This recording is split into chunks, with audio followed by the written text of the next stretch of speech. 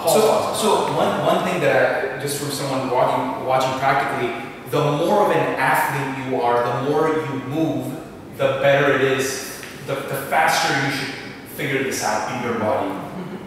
Also, well, both of you guys study a lot, yes. right? And both of you guys, things have changed since you have gotten lifts. Yes. Can you tell them how you guys feel mentally, right? Because not everyone is an athlete, right? But you have a lot of viewers who are watching that they want to get better at work, right? They want to make more money. They want to get this promotion. You know, they want to feel better when they're even with somebody and having just a normal conversation. Can you guys talk about the... Yeah, sure. So posture is big for me, right? So I've not, maybe because I'm just tall or something, but my posture has always been bad. You know, just because I was a programmer for 4 years, I was doing a lot of this nerdy accounting shit, and after becoming, you know, more fit and learning this stuff, people tell me I have really good posture. And I'm not like trying to have good posture, because I do know some of my friends, they're like, you know, they do the shit, like, and then they keep doing it. I'm like, dude, that looks weird. You'll just be normal, right? So, I mean, just having good posture naturally will allow you to get those promotions, right? When people see you, and they see you have, as you know, there's this concept of, you know, testosterone increases when you take up more space, you stand like this, or you do the power pose, like the TED Talk lady talked about, and ready or something. Yeah. So she talked about it. So these are like in terms of like brain, and because Elliot did that interview with me, he talked about how do changes in your body affect your character. Right? So, in terms of posture, like even a lot of guys, they have bitch tits, right? Gynecomastia. And one aspect of these, a lot of people don't understand, if you want to make your chest look really good, you should work on your back. Because then your back is like, boom, and a lot of gyno can just go away, or just you'll look better if you work on your back. That posture will change, right? So I think for me, it's that energy, that posture, that change in character, and when that happens, you just want to wake up and do shit.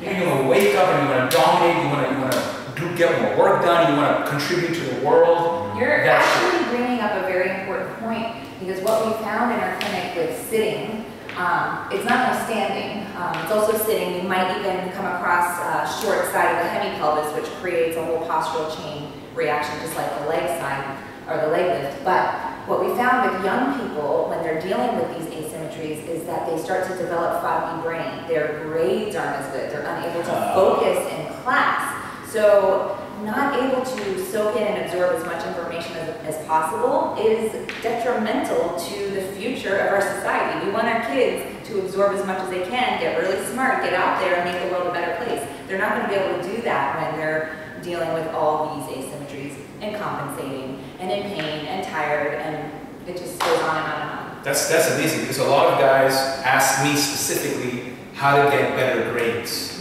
how to do better in school, how to do better at work, to work maybe like work smarter rather than longer, and you just brought it up. This is like a hack almost right away. Yeah. Also, another thing that I wanted to bring up is for men, because there are a lot of guys who are very insecure about being short. Luckily, we all don't have that issue. You just want to get like a 5-inch lift. Just on one side. But what I was going to mention was also that will, if you find out that there is an inequality, that will make you seem taller. Whatever way you want to word it, or whatever, but you will seem taller. Another thing is, then you will, of course, once you feel better, you'll stand up taller, right? And that goes back to the whole testosterone. Because I remember when I saw a friend of mine that I saw 3 years ago and haven't seen him in a few years, and then he saw me and he was like, "Hey man, you look taller." And I was like, I didn't get any taller, but my posture very well improved.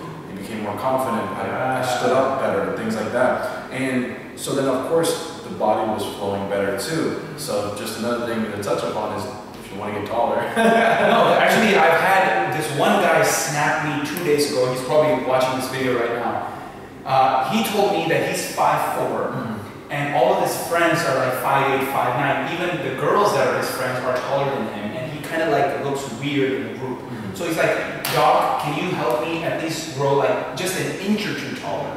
And my answer to him was, bro, like if you're standing out, like use that weakness as your strength. Like you're the guy who stands out, that's good, right? Don't let that be your insecurity. That's nothing, right? There's no big deal. But now we have a hack for that guy. And it's not only actually being physically taller, which does happen. I've seen it with my scoliosis patients big time. They literally grow because they're taking their curves, they're lengthening them out, they're literally growing.